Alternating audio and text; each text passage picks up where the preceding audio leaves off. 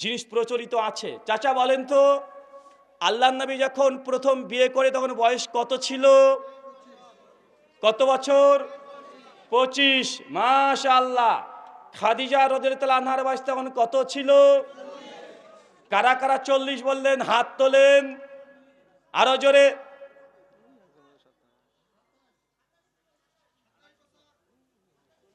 আচ্ছা 27 কয়েকজন বলছে, কি বাবা বুঝতে পারলাম না। আচ্ছা 27 কারা কারা পক্ষে 27 একটু হাত তোলেন তো।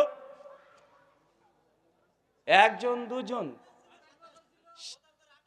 27 28। মাশাআল্লাহ। চাচা এই তিনজনই ঠিকই বলছে, বাকিগুলো ভুল। আপনি যে এতদিন শুনে এসেছেন যে আল্লাহর নবী যখন খাদিজা রাদিয়াল্লাহু আনহার সঙ্গে বিয়ে করেছিল তখন তার বয়স ছিল 40, এই ঘটনা এটা সঠিক নয়। এটা নিতান্তই যায়িফ, একদম যায়িফুজ জিদ্দান, নিতান্তই দুর্বল। এ কথা সঠিক নয়।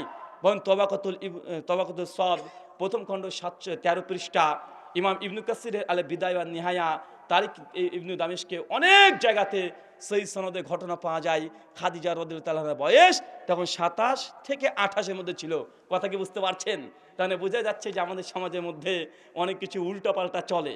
চলে কি চলে না? কথা বলেন। বক্তারা চালিয়ে দিচ্ছে, এমন সুন্দর করে বক্তারা কথা বলে, মার এত সুন্দর, মাশাআল্লাহ, তাদের কণ্ঠের আল্লাহ জোর দিয়েছে, সৌন্দর্য দিয়েছে, মানুষকে পাগল পারা করে দেয়। একটা বক্তা সেই দিন আলোচনা করছে, খুব ভালো লাগছিল। বক্তা বলছেন উমর ইবনুল খাত্তাব, তিনি এত বড় সাহাবী, এত কঠোরপন্থী সাহাবী ছিলেন ইসলাম কবুলের আগে। ইসলাম যখন গ্রহণ করলেন, সাহাবীদের মজলিসে ওমর বিন খাত্তাব বসে আছেন। হঠাৎ করে ওমর বিন খাত্তাব হাসতে শুরু করেছে। হাসতে হাসতে একটু পরে ওমর ইবনুল খাত্তাব ফারুকে আজম কাঁদতে শুরু করে দিয়েছেন।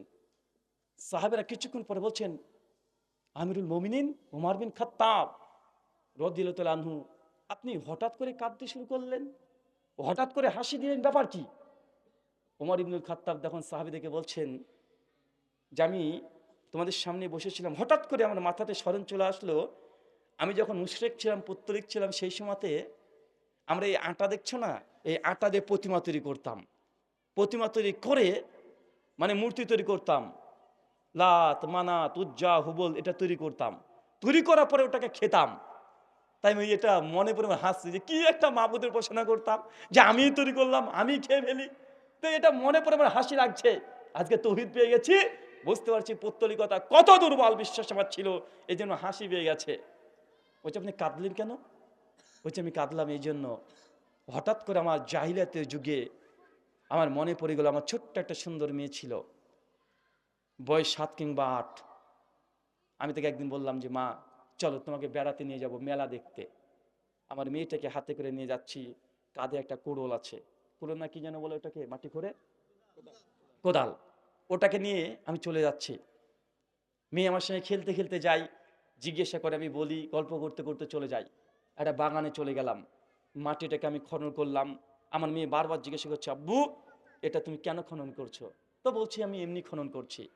আমার মেয়ে যখন আমি মাটিটা খনন করছি, মাটিগুলো কবর থেকে তুলে তুলে সরাচ্ছে। আমার দাড়িতে যখন মাটি লেগে গেছে, আমার মেয়েটা বারবার আমাকে ঝেড়ে ফেলে দিচ্ছে, পরিষ্কার করে দিচ্ছে আমাকে, আর বারবার আব্বু এই গর্ত তুমি কেন করছো? ওমর বিন খাত্তাব বলছে তারপরেই যখন কবর রেডি, আমার মেয়েকে আমি পিছন থেকে ধাক্কা দিয়ে ফেলে দিলাম, মাটি যা আছে সবগুলো দিয়ে ভরাট করে দিয়ে মেয়েকে তাজা দাফন করে দিলাম। এই কথা মনে পড়ে গিয়ে আমার চোখ থেকে পানি আসছে, আমি কাদাকাটি করছি।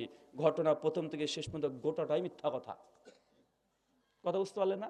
যাররা পরিমাণে হাদিসে নাই, হাদিস তো দূরের কথা, সহিহ তো দূরের কথা, জয়ীফ তো দূরের কথা, জাল হাদিসেও নাই। একটা ঘটনা আপনারা শুনেছেন অনেক সময়তে, একটা হরিণ বাঁধা ছিল গাছেরই তলায়। একটা ঘটনা শুনেন নাই ভাইজান?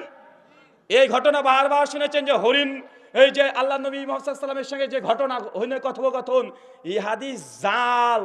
তারপরেও এই হাদিসের পক্ষে 6খানা সনদ আছে, 6খানা সনদ আছে। আবু সাইদ খুদরি, আব্দুল্লাহ ইবনে আব্বাস, উবাই বিন কাব, বড় বড় সাহাবীরা এই হাদিস বর্ণনা করেছে।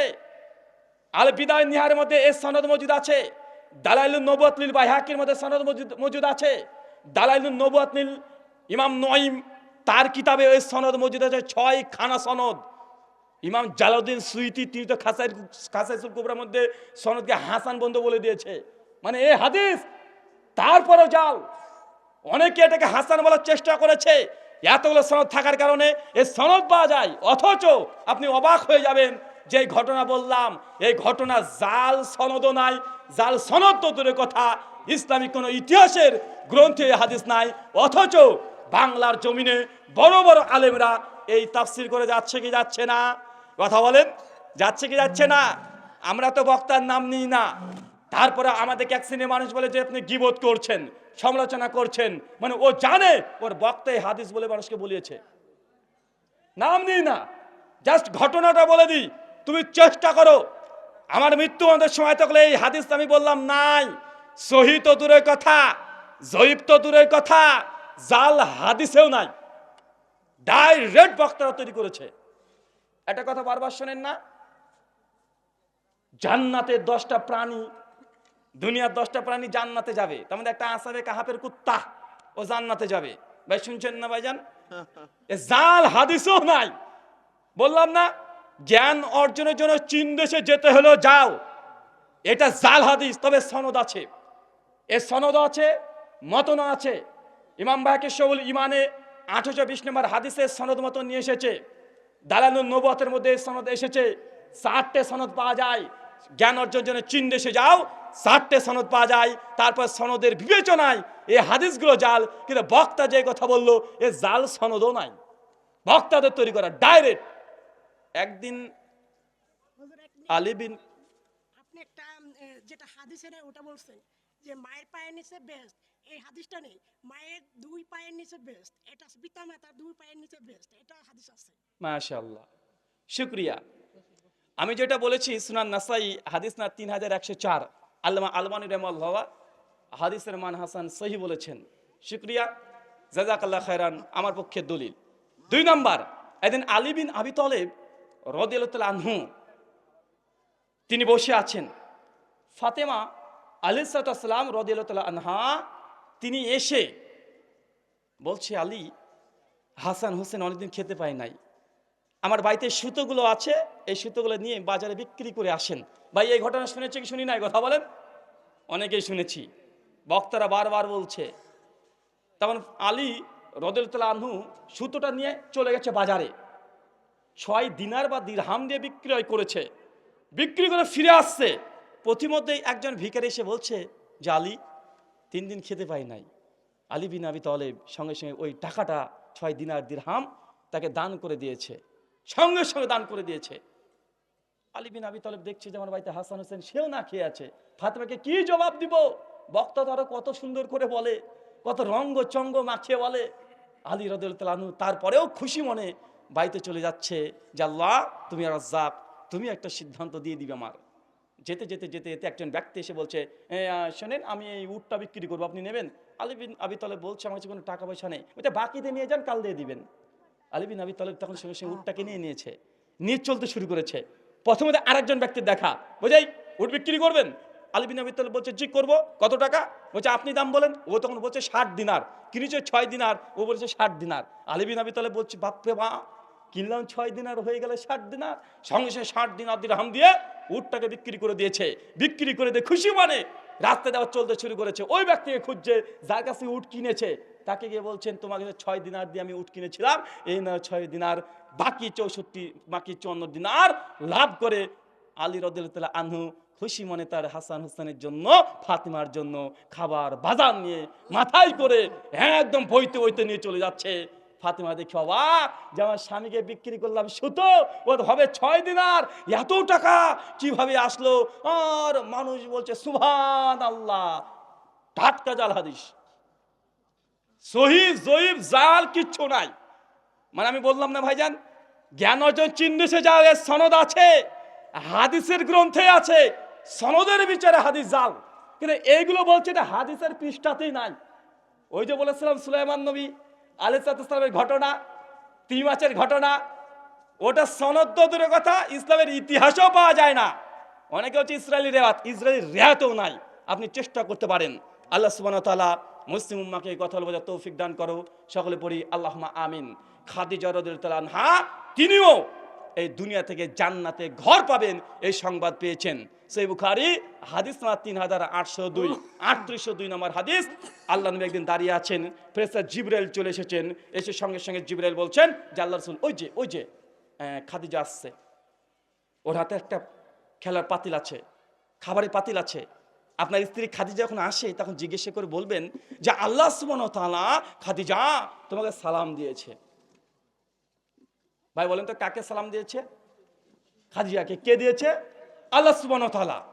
আর আপনি এটা জানিয়ে দিবেন যে আল্লাহ সুবহানাহু ওয়া তাআলা খাদিজা আপনার জন্য জান্নাতে একটা ঘর নির্মাণ করেছে।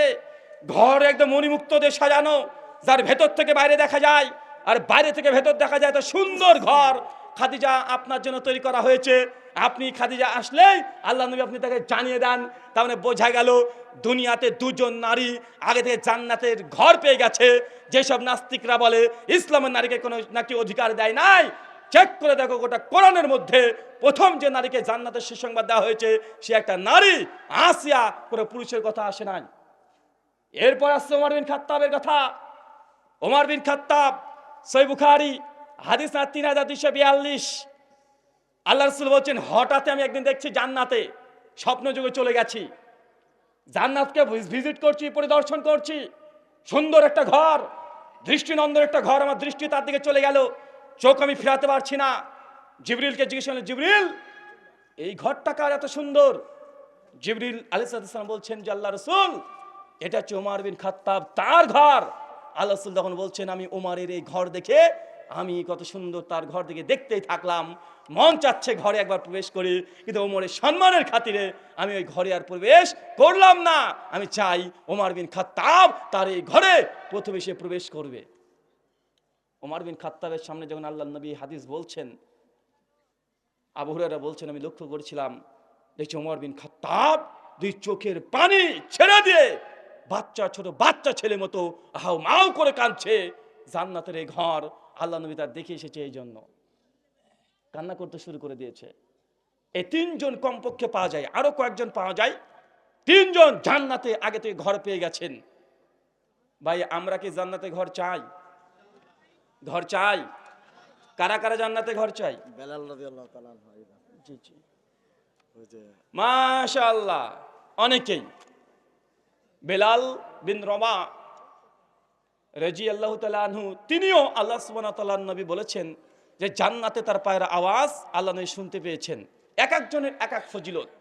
কাকে জান্নাতে সর্দানি করে দিয়েছে ফাতিমাকে, এক একজনের এক এক রকম ফজিলত। তবে জান্নাতে ঘর আগে থেকেই এই কিছুজন যেগুলো বললাম তারা পেয়েছে। কথা বুঝতে পারছেন? আচ্ছা আমরা কি জান্নাতে ঘর চাই না ভাইজান? কারা কারা জান্নাতে ঘর চাই? কারা কারা চাই? মাশাআল্লাহ, সবাই দুই হাত তুলি। মাশাআল্লাহ, তাকবীর তাকবীর। আল্লাহ কবুল করো। পকেটে হাত ঢোকান, পকেটে পকেটে সবাই হাত ঢুকিয়েছেন। মাশাআল্লাহ। এই কমিটি কেউ আছে? কেউ আছে নাকি গো ভাই? পকেটে যা আছে খালি হাত বের করবেন না, 1 টাকা হলো বের করে দিবেন। বের করেন ইনশাআল্লাহ, 1 টাকা হলো বের করেন, হাতে রাখেন। 1 টাকা হলো বের করে ফেলেন। করেন। আরে ভাই কি রে ভাই, জান্নাতে ঘর দেবেন না? মানুষ এত কৃপণ হলে জান্নাতে ঘর পাবে? কথা বলেন। এত যদি কৃপণ হয় জান্নাতে ঘর পাওয়া যাবে? সহিহ বুখারী 450 নম্বর হাদিস। আল্লাহ নবী বলছে কেউ যদি দুনিয়াতে একটা মসজিদ নির্মাণ করে দেয়, বাইতুল ফিল জান্নাহ, আমি আল্লাহ তাকে জান্নাতে ঘর দিয়ে দেব। ভাই এই কমিটি দ্রুত, এই ছেলেগুলো তো কাজ হবে না, তাড়াতাড়ি তাড়াতাড়ি চলে যান, একদম 1 মিনিট। পকেটে যা আছে 1 টাকা হলো বের করে দিতে হবে, 1 টাকা হলো ইনশাআল্লাহ। আল্লাহ নবী বলছেন কেউ যদি দুনিয়াতে একটা আল্লাহ সুবহানাহু ওয়া তাআলার জন্য ঘর নির্মাণ করে দেয়, তথা মসজিদ নির্মাণ করে দেয়, বাইতুল ফিল জান্নাহ, আল্লাহ সুবহানাহু ওয়া তাআলা জান্নাতে তার জন্য ঘর নির্মাণ করবেন। ইনশাআল্লাহ জান্নাতে আপনি ঘর পাবেনই পাবেন। এটা আল্লাহ নবী বলছে, বুখারীর হাদিস। আর বুখারী মানে যাররা পরিমাণে সরিষা ঢোকানো যাবে না। শেখ আব্দুর রাজ্জাক বিন ইউসুফ হাফেজাহুল্লাহর ভাষা অনুযায়ী এইভাবে আম গাছে জাম ধরতে পারে ধরে না, অমাবস্যা রাতে চাঁদ উঠতে পারে ওঠে না, শৈল ছিদ্র দিয়ে ফাল ঢুকে যেতে পারে ঢুকে না, তারপরেও বুখারীর মধ্যে সরিষার দানা ঢোকানো যাবে না। আল্লাহ নবী বলছেন দুনিয়াতে একটা মসজিদ নির্মাণ করলে বাইতুল ফিল জান্নাহ, জান্নাতে ঘর পাওয়া যায় ইনশাআল্লাহ। পকেটে হাত দেন, 1 টাকা হলে 1 টাকা দিয়ে দিবেন। 1 টাকা যদি হয় 1 টাকা দিয়ে দেন, আপনার কাছে আমরা কোনো আবদার নাই, কথা বুঝতে পারছেন? 1 টাকা হলে 1 টাকা, কিছু না থাকলে খালি হাত দিয়ে দেন, ইনশাল্লাহ তবুও দেন। আল্লাহ সাথে আপনাদের প্রত্যেকের হাতকে কবুল করে নিক, সকলে পড়ি আল্লাহুম্মা আমিন। সম্মানিত শুধু আল্লাহর নবী এই কথা বলার পরে সুনান ইবনে মাজাতে বলছেন যে একজন ব্যক্তি যে পুরো গোটা মসজিদ নির্মাণ করতে পারবে, 4 তলা 5 তলা এমনটা নয়, বরং কেউ যদি একটা পায়রার খোপের সমান মসজিদ নির্মাণ করে দেয়, আল্লাহ সুবহানাহু ওয়া তাআলা তাকেও জান্নাতে একটা ঘর দান করবেন। বলেন নাউজুবিল্লাহ বলেন। তো মুখ বন্ধ করে বসে আছেন কেন?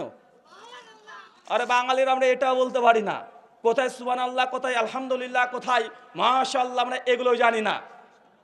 আমি এবছরে আমার জেলা মুর্শিদাবাদ, ভারতের মালদাতে একটা প্রোগ্রামে গিয়েছি, পাশের জেলা।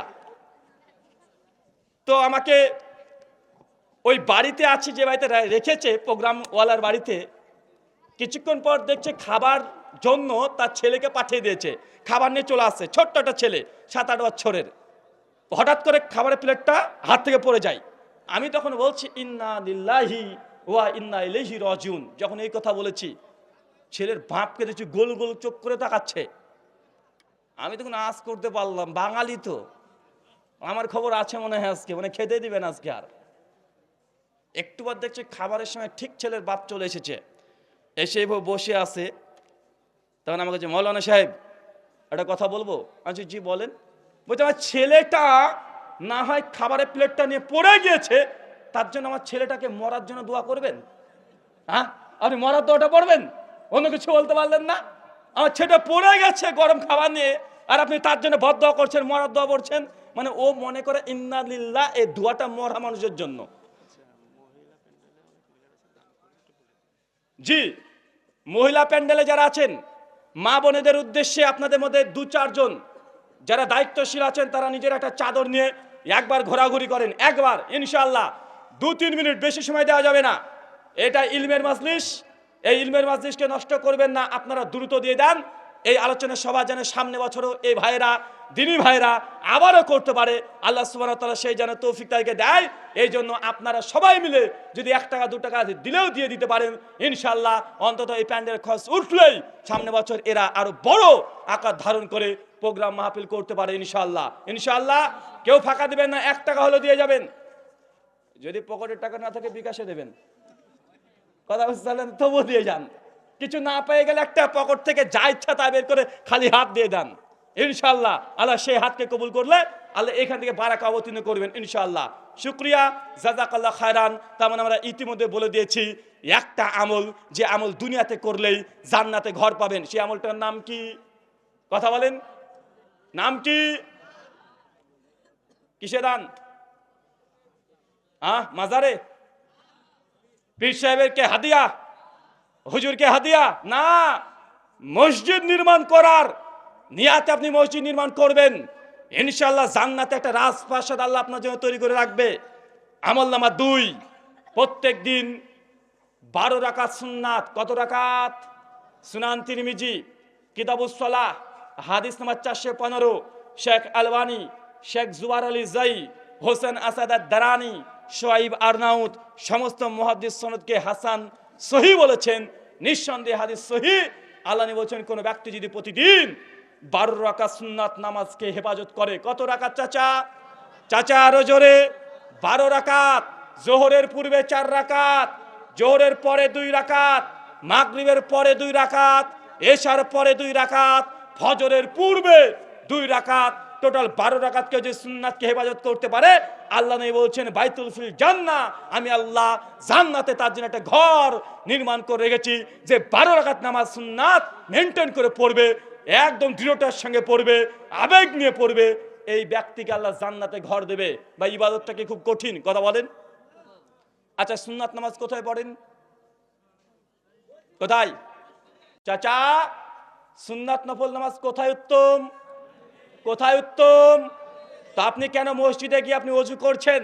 বাড়িতে টিউবওয়েল নাই, বাড়িতে আপনার কল নেই, বাড়িতে পানি নাই, আপনি কেন মসজিদে গিয়ে সুন্নাত নামাজ পড়তে হবে? কেন মসজিদে গিয়ে সুন্নাত নামাজ পড়তে হবে? আল্লাহ নবীর একদম দেখেন, মোল্লা আলী কারি হানাফি রাহিমাহুল্লাহ তিনি মিরকাতের মধ্যে 3য় পৃষ্ঠাতে বলেছে আল্লাহ নবী তার জীবদ্দশাতে প্রায় 11,000 রাকাত নামাজ পড়েছে। একটা নামাজ দেখেন সুন্নাত নামাজ যে আল্লাহ নবী তিনি মসজিদে গিয়ে পড়েছেন, এমন কিছু পাওয়া যায়? কথা বলেন। সুন্নাত নামাজ, নফল নামাজ, এটা কোথায় পড়বেন? কোথায়? বাড়িতে পড়বেন। এই জন্য আমি আপনাকে 2-3 বছর থেকে বলে আসছি, বাড়িতে আপনার ডাইনিং রুম আছে, ছেলের জন্য ঘর আছে, মেয়ের জন্য ঘর আছে, অতিথি রুম আছে, আপনাকে একটা ইবাদত খানা তৈরি করতে হবে।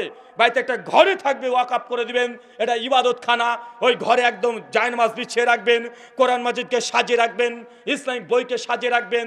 যখনই আপনার মন চাইবে আল্লাহর সঙ্গে কথা বলতে, গভীর রাত্রিবেলাতে উঠে 2 রাকাত নামাজ পড়ে আল্লাহর কাছে 2 হাত তুলে কেঁদে কেঁদে হাউ মাউ করে কাঁদবেন যে আল্লাহ আমি আজকে অন্যায় করেছি। আপনাকে এই কথা বলা হয়েছে বাড়িতে একটা ইবাদত খানা তৈরি করতে। কথা বুঝতে পারছেন না? আরে আপনাকে করতে হবে, আপনার লজ্জা লাগা উচিত। বাড়িতে আপনি নফল সুন্নাত নামাজ যারা পড়ছেন, যেই ঘরে বউকে নিয়ে শুয়ে থাকেন, যে বেডের উপরে শুয়ে থাকেন তার নিচে আপনি পড়ছেন, তো আপনার এই সালাতের মধ্যে ভাই কোনো একাগ্রতা আসবে? আপনার সালাতে পড়ে যে স্বাদ, সালাতের যে স্বাদ, মিষ্টতা, এটা আপনি পাবেন না। আপনার বাড়ির ছাদের উপরে ভাঙা টিন দিয়ে হলেও, বেড়া দিয়ে হলেও, ত্রিপল দিয়ে হলেও একটা ঘর তৈরি করবেন। অন্তর থেকে বলবেন এটা ইবাদত খানা। যখন আমি বিপদে পড়বো প্রতিদিন 2 রাকাত সুন্নাত নামাজ এখানে বাড়ি থেকে পড়ে যাব। যখন আল্লাহর সঙ্গে কথা বলার ইচ্ছে হবে, আমি বিপদে পড়ে যাব, আমি অজু করে আমি 2 তাতে গিয়ে আমার ভাঙা এই ঘরের মধ্যে গিয়ে আমি একা একা আল্লাহর সঙ্গে কথা বলবো। ভাই বলেন তো আপনার নামাজের মধ্যে একাগ্রতা আসবে কি আসবে না? নামাজের মধ্যে খুশি খুশি বাড়বে কি বাড়বে না? বাড়বে। তাই একটা ভাঙা টিনের বেড়া দিয়ে হলেও একটা এক্সট্রা ঘর করে রাখবেন, এটা ইবাদত খানা। কেন? আবু দাউদ 570 নম্বর হাদিস, আল্লাহ নবী বলছেন মেয়েদের জন্য ফরজ নামাজ মসজিদের চাইতে বাড়িতে উত্তম। কোথায়? মেয়েদের নামাজ 5 ওয়াক্ত কোথায় উত্তম? বাড়িতে। মসজিদে উত্তম নয়। যেতে পারে, বাধা দিতে পারবেন না, ইসলাম দিয়েছে জায়েজ, যাবে, কিন্তু উত্তম কোনটা? বাড়িতে। তো মেয়েদের যদি 5 ওয়াক্ত নামাজ যদি বাড়িতে পড়াটা যদি আল্লাহ নবীর ভাষ্য অনুযায়ী এটা উত্তম হয়, ভালো কাজ হয়, তাহলে আপনার মা আছে, আপনার 4 বোন আছে, আপনার 3 ভাইয়ের বউ আছে, আপনার স্ত্রী আছে, বাড়িতে যে 8-9 জন মেয়ে, এদের জন্য একটা ইবাদতখানা লাগবে না? ঘরে ঘরে নামাজ পড়ছে মানে, আরে একটা ঘর করে দিবেন, ওরা জামাত করে নামাজ পড়বে বাড়িতে। কথা বুঝতে পারলেন না? ওরাও বাড়িতে জামাত করে নামাজ পড়বে, একদম সুন্দর করে একটা অজুখানা করে দিবেন। সুন্দর করতে পারছেন না, ভাঙা করে দেন, ঘিরে দেন কালো তিরপল দিয়ে। তারপরে বাড়িতে একটা ইবাদতখানা তৈরি করবেন, আপনি নিজেও নামাজ পড়বেন, ছেলেরাও নামাজ পড়বে, নফল নামাজ, সুন্নাত নামাজ বাড়িতে নামাজ পড়ে মসজিদে গুটি গুটি পায়ে হাঁটতে হাঁটতে চলে যাবে, যে ফরজ নামাজ পড়বে। আর আপনার স্ত্রী, মা, মেয়েরা এই জায়গাতে তখন তারা কি নামাজ পড়বে? ফরজ নামাজ পড়বে। আল্লাহ সুবহানাহু ওয়া তাআলা এটা ভাঙা হলেও আজকে ইবাদতখানা তৈরি করার তৌফিক দান করো, আমিন। এই সুন্নাতটা আমরা পালন ভুলে গেছি। এই সুন্নাত পালন করছে এখন হিন্দু দাদারা।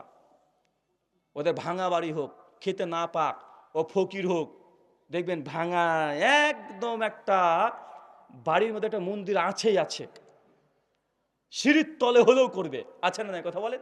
প্রতিদিন ভোরবেলাতে উঠে একটু যদি ধার্মিক পরিবার হয়, একটু ধার্মিক পরিবার হলেই প্রতিদিন সন্ধ্যাবেলায় আর ভোরবেলাতে তারা আরতি দিচ্ছে, ওং ভূর ভুবাস্বহা তৎসবিতুর বরেণ্যং ভার্গো দেবস্য ধীমহি ধিয়ো না প্রচোদয়াৎ ওং ভূর ভুবাস্বহা।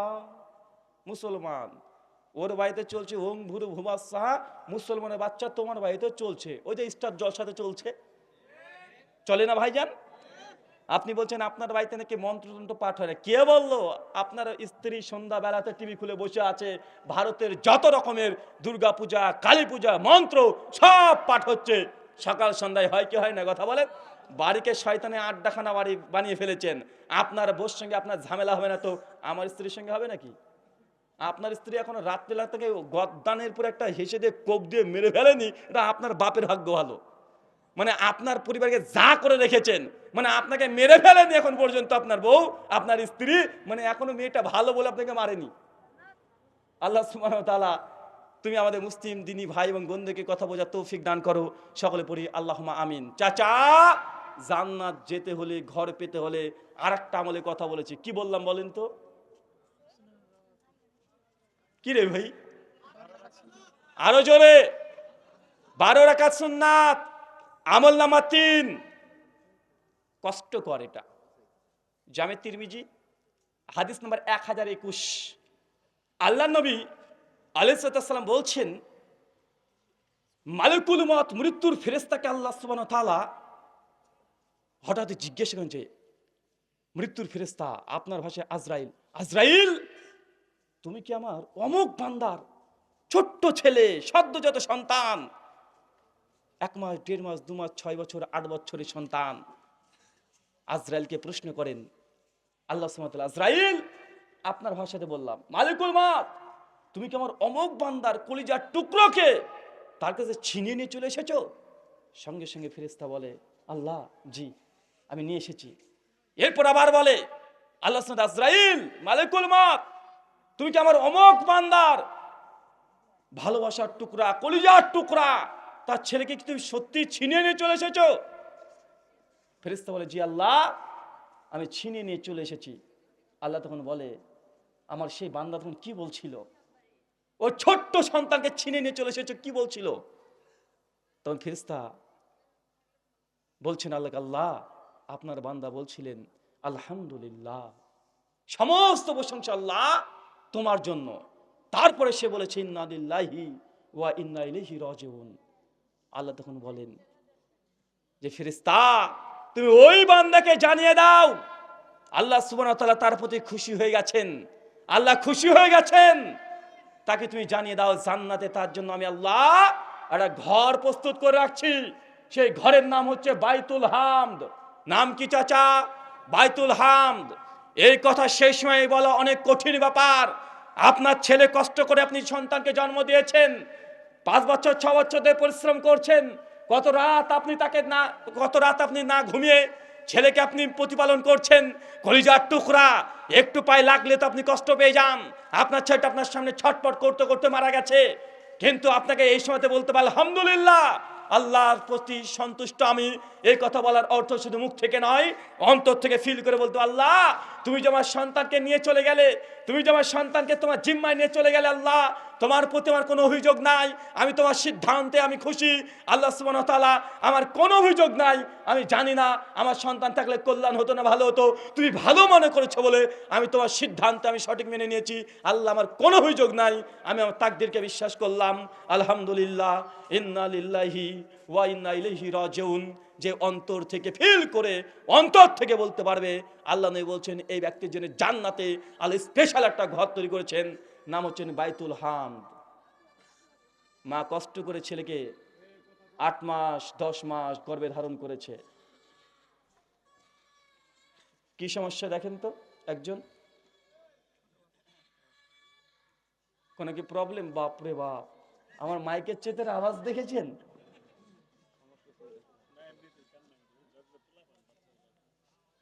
মা 8 মাস 10 মাস গর্ভে কঠিন কষ্ট করে একটা সন্তানকে প্রতিপালন করছে, কত ব্যথা, কত যন্ত্রণা, কত টেনশন, কত ঔষধ খাওয়া, কষ্ট করে রাতে উঠে উঠে মাঝে মধ্যে বসে থাকে, ব্যথা যন্ত্রণায় ছটপট করে। 8 মাসের জার্নি, একদিন দুদিন কার কষ্ট নয়। আপনার যদি পায়টা ফোড়া উঠে 2 দিন 3 দিন কষ্ট পান, দাঁতে যদি ব্যথা হয় 2 দিন 3 দিন কষ্টে ঠিক হয়ে যায়, কিন্তু একটা মা যখন সন্তান ধারণ করে ফেলে, যেই দিন পজিটিভ রিপোর্ট চলে আসে সেই দিন থেকে 9 মাসের একটা জার্নি, কষ্টের পর কষ্ট। আজকে যতটা কষ্ট, তারপরের দিন আরো ডবল কষ্ট হয়ে যায়, তারপর দিন আরো বেশি কষ্ট হয়ে যায়। কষ্টের পর কষ্ট ধরে এই 8 9 মাস 10 মাস ধরে মা সন্তান জন্ম দিয়েছে। জন্ম দেওয়ার পরে দেখছে একদম হসপিটালে 3 দিন পর বাচ্চাটা মারা গেছে। এই মেয়ে যদি নিকার পরেশগার আপনার স্ত্রী যদি হয়, এই মেয়েকে বলতে হবে আলহামদুলিল্লাহ, আল্লাহ আমি তোমার সিদ্ধান্তে খুশি। আল্লাহ আমি 10 মাস কষ্ট করে তাকে ধারণ করছি, আল্লাহ অথচ তুমি তোমার জিম্মাতে আমার ছেলেকে নিয়ে নিয়েছো, তুমি দিয়েছিলে আমানত হিসাবে, আমার আমানত তুমি নিয়ে নিয়েছো। আল্লাহ আমি তোমার সিদ্ধান্তে আমি সন্তুষ্ট। আল্লাহ আমি যে কষ্ট করেছি এই কষ্টের বিনিময়ে আল্লাহ সুবহানাহু ওয়া তাআলা আমার গুনাহকে ক্ষমা করে দাও। আল্লাহ সুবহানাহু ওয়া তাআলা আপনার স্ত্রী যদি এমনভাবে সন্তান মৃত্যুর খবর শুনেও আলহামদুলিল্লাহ বলার পরে ইন্না লিল্লাহ পরে, জেনে রাখবেন আপনার জন্য জান্নাতে একটা ঘর আছে। কথা বুঝতে পারছেন চাচা? সেই ঘরের নাম কি? কথা বলেন, সেই ঘরের নাম কি? বাইতুল হামদ। আমি এখানে টোটালি 3টে আমলের কথা বললাম, যে আমলের মাধ্যমে জান্নাতে একটা ঘর নির্মাণ করতে পারবেন। এই 3টে আমল খুব কঠিন নয়। আমি 3টে আমল বলেছি, এই তিনটে আমল একজন শুধু পয়েন্ট বলতে পারবেন কোন কোন আমল, একজন উঠে বলেন তো। 40-এর ওপরে বয়স, ইয়াং ছেলে পেলে নিব না, এদের বুদ্ধি একদম কঠিন। অনেকে আমাদের দেখছি এখন থেকে লেখালেখি শুরু করে দিয়েছে। একজন বলেন, তিনটা আমলের কথা বলেছি, কি কি? একজন চট করে দাঁড়িয়ে বলেন। মাশাআল্লাহ। এই আপনি একবার উত্তর দিয়ে পুরস্কার পেয়েছেন না? ও আপনি না, মাশাআল্লাহ। বলেন। 12 রাকাত সুন্নাহ, মাশাআল্লাহ। এক, মসজিদ নির্মাণ করা, ইনশাআল্লাহ। তারপর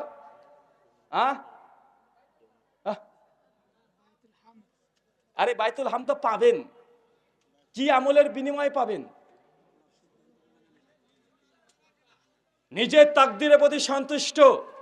দুর্ঘটনা শুনেছেন, খারাপ কোনো সংবাদ শুনেছেন, ছেলে মারা গেছে শুনেছেন, তারপরে যদি আলহামদুলিল্লাহ বলার পরে ইন্নালিল্লাহ পড়েন, তাহলে আল্লাহ সুবহানাহু ওয়া তাআলার পক্ষ থেকে বাইতুল হামদ, একটা জান্নাতে ঘর পাবেন। ভাইজান দৌড়তে দৌড়তে চলে আসেন, আপনার জন্য হাদিয়া আছে। আরে ফিরিয়ে দেব না, নিয়াত করেছি দেব তো দেব। শুকরিয়া, জাযাকাল্লাহ খায়রান, বারাকাল্লাহ ফিকুম। আল্লাহ সুবহানাহু ওয়া তাআলা যে কথাগুলো বললাম প্রথমে আমাকে, তারপর আপনারা যারা এখানে শ্রবণ করলেন, আল্লাহ প্রত্যেককে এই আমলগুলো করা তৌফিক দান করো।